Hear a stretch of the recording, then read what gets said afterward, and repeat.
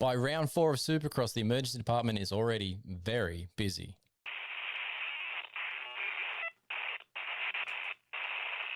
We've got all the rider status updates ahead of Houston this weekend right here on Always Moto. Welcome to the emergency department. This is our update ahead of round 4 for the 2026 AMA Supercross Championship as we head to Houston.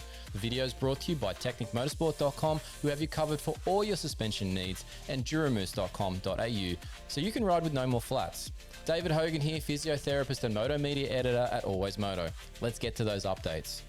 Chance Hymas, the HRC Honda rider, number 29, he suffered a left shoulder dislocation. Imaging's confirmed a torn labrum, and Chance is having surgery on Friday, January 30th.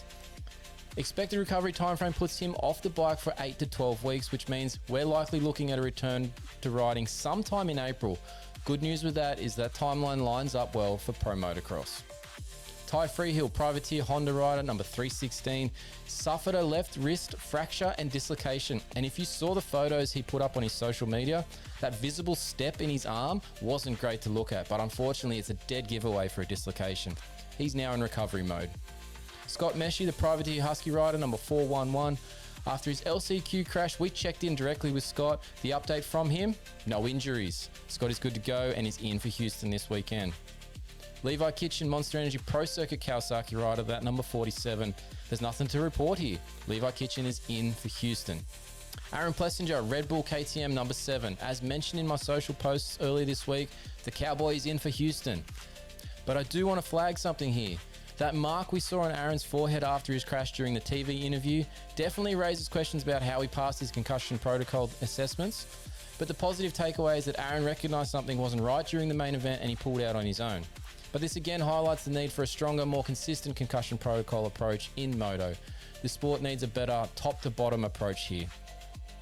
Brandon Ray, privateer Triumph rider, number 388, currently dealing with a concussion and he will miss Houston. The hope is that he will clear the protocol in time for Glendale the following weekend. Some SMX Next injury updates, obviously some big crashes there. Ryder Malinowski of Club MX Yamaha, that number 9, he suffered a dislocated hip and a concussion in that crash. Now, a quick bit of context here. A hip does not dislocate easy. It takes over 4,000 newtons of force, which is roughly 400 kilograms of direct load.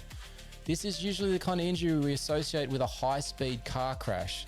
Luckily, it sounds like Ryder's hip came out and went back in without major complications, but it's still a serious injury. Expect some downtime here of around 4 to 6 weeks for Ryder. Max Shane, privateer Husky, number 79. His injury list is significant. He's dealing with a concussion, a collapsed lung, 2 rib fractures, and a laceration on his chin. He took a big hit, and recovery right now is simply focused on his rehab.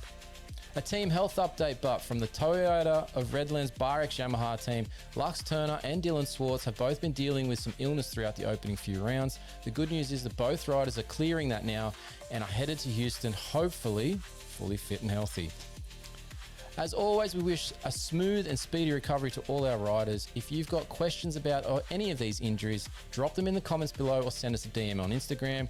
Hit that subscribe button to support our channel, and we'll be back again next week with more rider ins and outs as we head to the following round, round 5.